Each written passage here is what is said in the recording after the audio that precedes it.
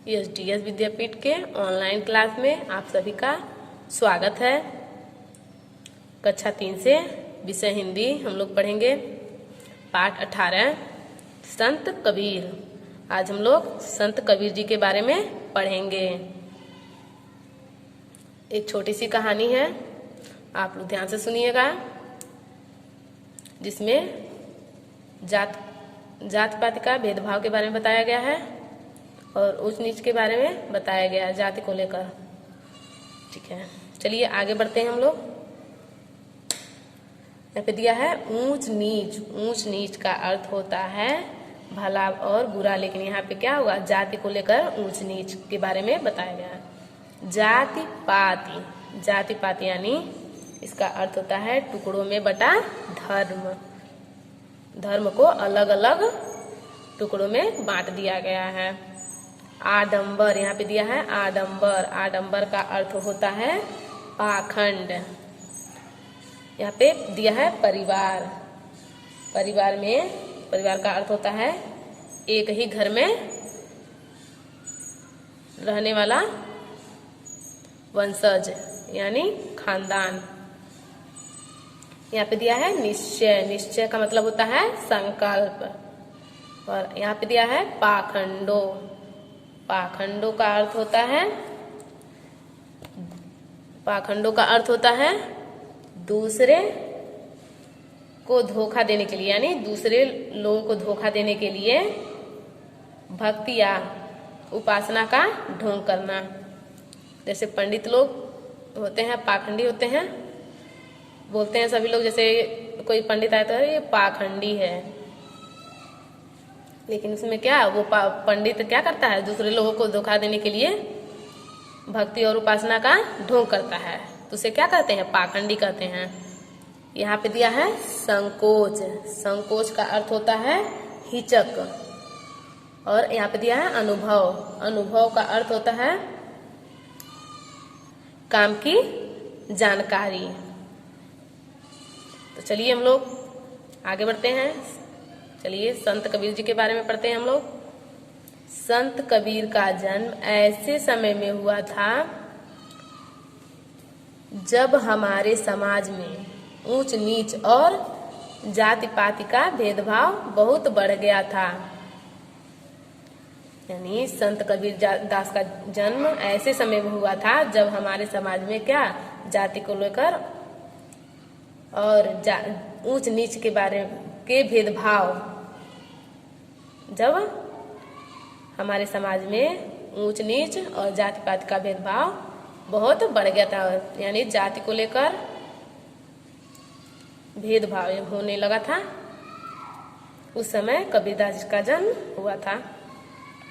धर्म के नाम पर आडंबर की भरमार थी। जो धर्म के नाम पर आडंबर यानी पाखंड की भरमार थी, यानी धर्म के नाम पर पाखंड ही पाखंड था। कबीर ने जाति पाति के भेदभाव और धर्म के आडंबर का विरोध किया। जो कबीर जी हैं वे जाति और पाति यानी जो टुकड़ों में बटा, यानी टुकड़ों में बांट दिया गया जो धर्म था, उसके भेदभाव और धर्म के आडंबर यानी धर्म के पाखंड का विरोध किया। विरोध का मतलब होता है खिलाफ हुए, इन सब के खिलाफ हुए। कबीर का जन्म आज से लगभग 700 वर्ष पहले हुआ था। जो कबीरदास हैं उनका जन्म आज से लगभग 700 वर्ष मतलब होता है साल, 100 साल यानी 700 साल पहले हुआ था। कबीरदास का जन्म आज से लगभग 700 साल पहले हुआ था। उनका पालन पोषण काशी बनारस में नीरू नामक जुलाहे के परिवार में हुआ था। उनका पालन और पोषण कहाँ हुआ था, काशी कहाँ है, बनारस में। बनारस में नीरू नाम का एक जुलाहा, जो कपड़ा जुलाहा उसे बोलते हैं, जो कपड़ा बुनने वाला बुनकर होता है उसे जुलाहा बोलते हैं। नीरू नामक जुलाहे के परिवार में हुआ था। काशी में एक नीरू नामक जुलाहा था। कबीरदास का जन्म 700 साल पहले हुआ था। उनका पालन पोषण नीरू नामक जुलाहा ने किया था। और नीरू नामक जुलाहा कहाँ रहता था? काशी में। काशी कहाँ है? बनारस में। नीरू और उसकी पत्नी नीमा के कोई संतान न थी। जो नीरू नामक जुलाहा था और उसकी पत्नी का नाम क्या था? नीमा। उसकी कोई भी संतान न थी, यानी बेटा न था, बेटा नहीं था। इसलिए उन्होंने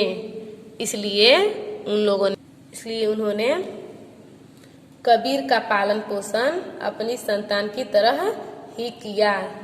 इसलिए नीरू नामक जुलाहा ने और उसकी पत्नी नीमा ने कबीरदास जी का पालन और पोषण अपनी संतान यानी बेटे की तरह ही किया, जैसे अपने बेटे की तरह करते हैं वे लोग। बड़े होने पर लोई नाम की स्त्री से उनका विवाह हुआ।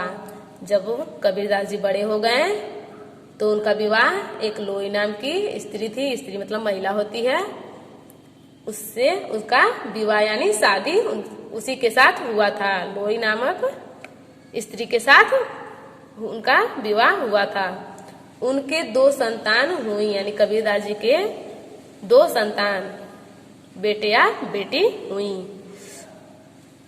कमाल और कमाली।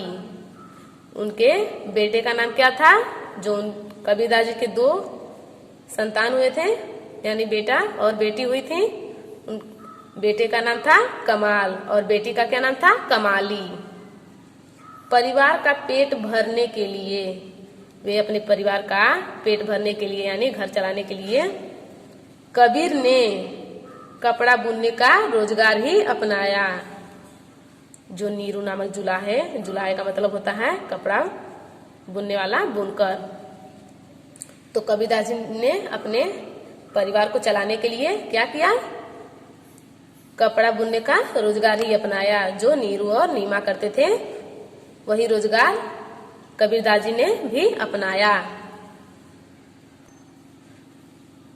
कबीर को साधु संतों के साथ उठना बैठना और उनकी बातें सुनना अच्छा लगता था। जो कबीरदास जी थे वे साधु संतों के साथ उठना बैठना और उनकी बातों को सुनना कबीरदास जी को क्या लगता था? अच्छा लगता था।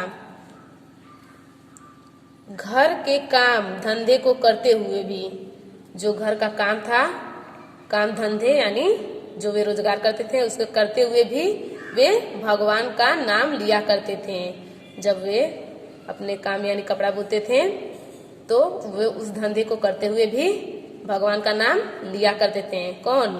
कबीरदास जी। उस समय काशी में रामानंद नाम के प्रसिद्ध संत रहते थे। उस समय काशी कहाँ है? बनारस में। बनारस में एक रामानंद नाम के प्रसिद्ध संत रहते थे।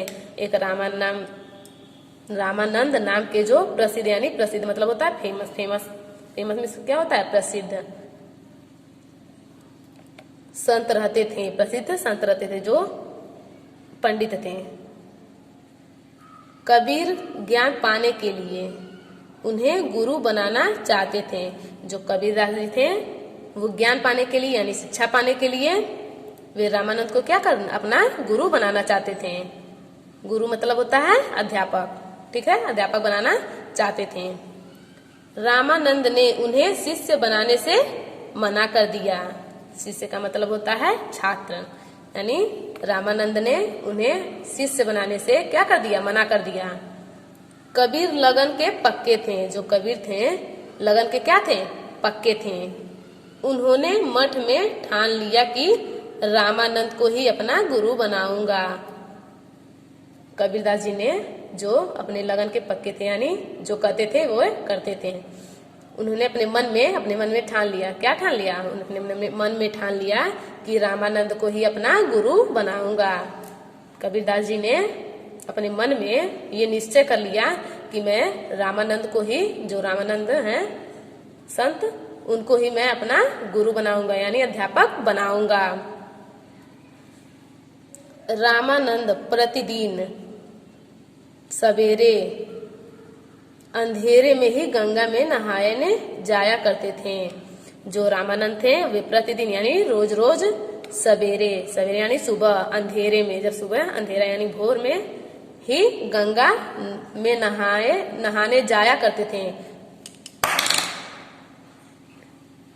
रामानंद जो संत थे वे प्रतिदिन यानी रोज रोज भोर में, सुबह अंधेरे में, जब अंधेरा रहता है सुबह में, तभी ही गंगा में नहाने जाया करते थे। वो गंगा जो है वो गंगा में नहाने जाया करते थे। एक दिन कबीर उनसे पहले जाकर घाट की सीढ़ियों पर लेट गए। एक दिन जो कबीरदास जी थे वे रामानंद जी से पहले ही जाकर के जो घाट पे जो सीढ़ियां बनी थी उस सीढ़ियों पे क्या किए, लेट गए यानी सो गए। जब रामानंद आए और सीढ़ियां, जब रामानंद जी वहां पे आए और सीढ़ियां उतरने लगे, जब रामानंद जी आए और सीढ़ियां उतरने लगे तो उनका पैर कबीर के ऊपर पड़ा। तो उनका पैर जो है कबीर के ऊपर पड़ गया। सीढ़ियों से उतर रहे थे तभी उनका पैर कबीर जी के ऊपर पड़ गया। रामानंद ने चौंक कर अपना पैर पीछे हटाया। जो रामानंद जी थे वे चौंक गए यानी डर गए और पैर पीछे हटाए, अपना पैर जो है पीछे हटाए और बोले और क्या बोले, राम राम बेटा, चोट तो नहीं लगी।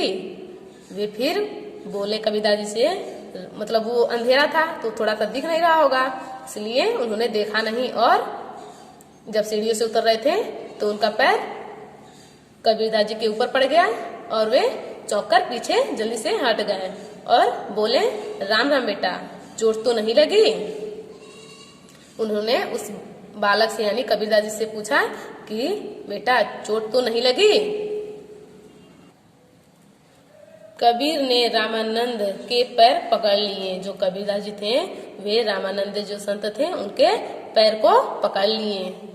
बोले, चोट कैसी, आपके चरण पड़ने से तो मेरा जीवन धन्य हो गया। कबीरदास जी रामानंद जी से बोले, पैर पकड़ लिए और बोले, चोट कैसी, आपके चरण पड़ने से तो मेरा जीवन धन्य हो गया।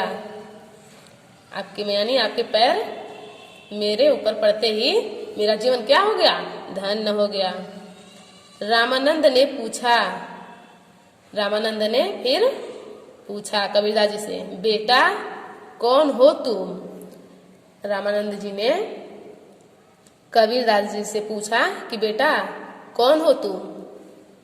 कबीर ने उत्तर दिया, फिर कबीरदास जी ने जवाब दिया यानी उत्तर दिया, मैं कबीर हूँ गुरुदेव। कबीरदास जी बोले, मैं कबीर हूँ गुरुदेव। स्वामी रामानंद कबीर के दृढ़ निश्चय से बड़े प्रसन्न हुए। जो स्वामी रामानंद जी थे वे कबीरदास जी के दृढ़ यानी दृढ़ का मतलब होता है पक्का यानी पक्के निश्चय से, निश्चय का मतलब होता है संकल्प यानी पक्के संकल्प से बहुत प्रसन्न हुए और उन्हें अपना शिष्य बना लिया। और वे कबीरदास जी को अपना शिष्य यानी छात्र बना लिया। कबीर ने गुरु को बहुत महत्व दिया। कबीर जो हैं वे गुरु को बहुत ही महत्व यानी इम्पोर्टेंट मतलब होता है ना महत्वपूर्ण, तो वैसे ही कबीरदास जी ने अपने गुरु को क्या बहुत महत्व दिया। उन्होंने गुरु को भगवान से भी बढ़कर माना है।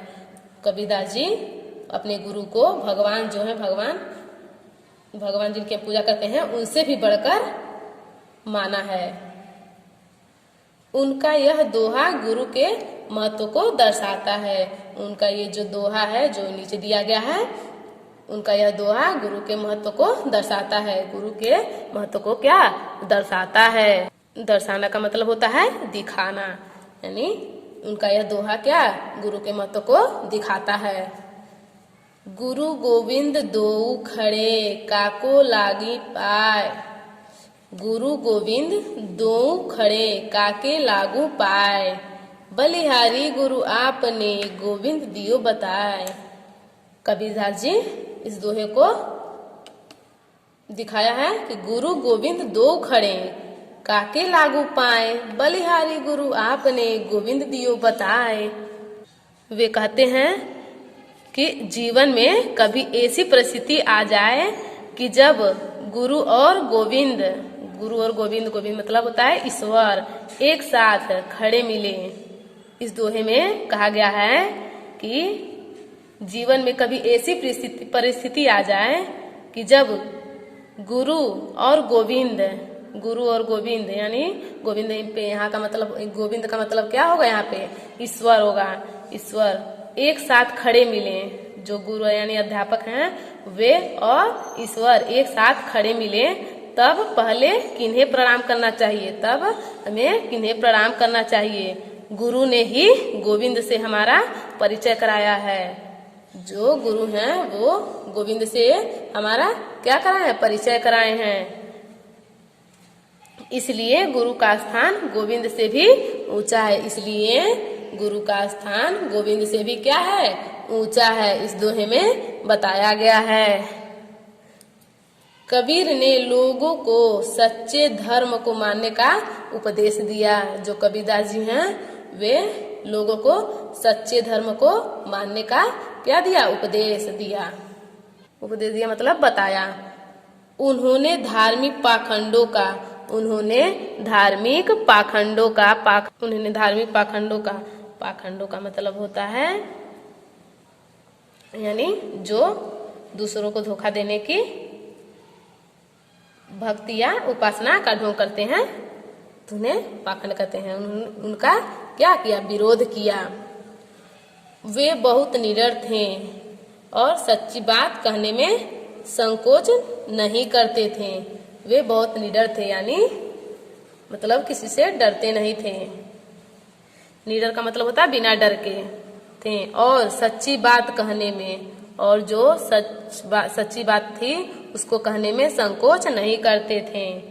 संकोच का मतलब होता है हिचक नहीं करते, यानी वो उस हिचकिचाते नहीं थे। वे सबका भला चाहते थे, वे सबका क्या चाहते थे, भला चाहते थे, और सबके साथ प्रेम का व्यवहार, और सब लोगों के साथ प्रेम का व्यवहार करने पर बल देते थे। वे यहाँ पे दिया है वे बहुत निडर थे यानी बिना डर के थे, और सच्ची बात कहने में, और सच्ची बात कहने में संकोच नहीं करते थे, यानी हिचकिचाते, सच्ची बात जो सच बात है उसको कहने में हिचकिचाते नहीं थे। वे सबका भला चाहते थे, वे सभी लोग का क्या भला चाहते थे, और सबके साथ प्रेम का व्यवहार करने पर बल देते थे, और सब लोगों के साथ प्रेम का व्यवहार करने पर बल देते थे। बल का मतलब होता है जोर देते थे। कबीर मनुष्य में कोई भेद नहीं मानते थे। जो कबीरदास जी थे वे मनुष्य में कोई भी भेद नहीं मानते थे। भेद का मतलब होता है अंतर, कोई भी अंतर नहीं मानते थे। वे सभी मनुष्यों को, वे कबीरदास जी सभी मनुष्यों को समान और एक ईश्वर की संतान मानते थे। सभी मनुष्यों को, कबीरदास जी सभी मनुष्यों को समान और एक ईश्वर की संतान मानते। सभी मनुष्यों को समान यानी सभी लोगों को एक समान और ईश्वर की संतान यानी ईश्वर के बेटे के रूप में मानते थे। उन्होंने लोगों से कहा, उन्होंने लोगों से क्या कहा, एक मटिया एक कुम्हार, एक सबन का सृजनहार। इसका मतलब है एक ही मट्टी है, और एक कुम्हार है। कुम्हार यानी बर्तन जो बनाता है या खिलौने बनाता है। और एक सबन का सृजनहार, सबको एक बनाने वाला है, यानी एक ही मिट्टी है और एक कुम्हार है, यानी ईश्वर की ओर संकेत कर रहे हैं कबीरदास जी।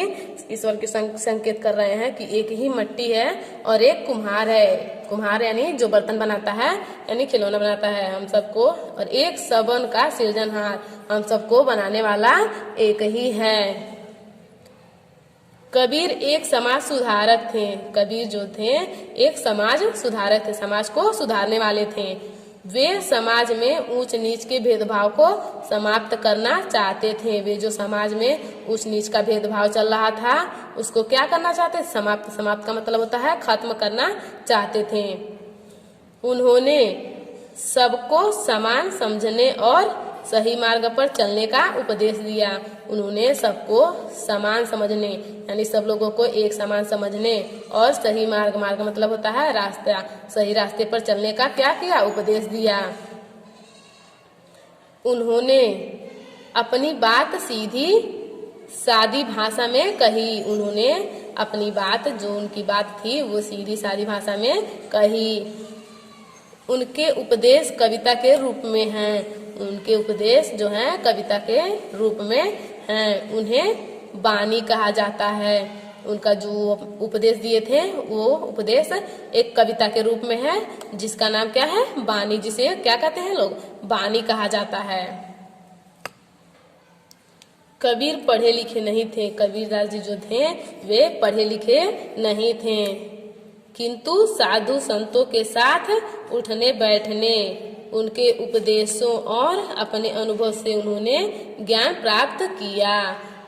कबीरदास जी जो थे वे पढ़े लिखे नहीं थे, लेकिन किंतु साधु संतों के साथ, जो साधु संत थे उनके साथ उठने बैठने, उठते बैठते उनके उपदेशों और अपने अनुभव, जो उनके द्वारा दिए गए उपदेश थे, जो साधु संतों के द्वारा दिए गए उपदेश थे उनके द्वारा, और अपने अनुभव। अनुभव का मतलब होता है जानकारी, मतलब काम की जानकारी, जो वो उनका अनुभव था उनसे उन्होंने ज्ञान प्राप्त किया।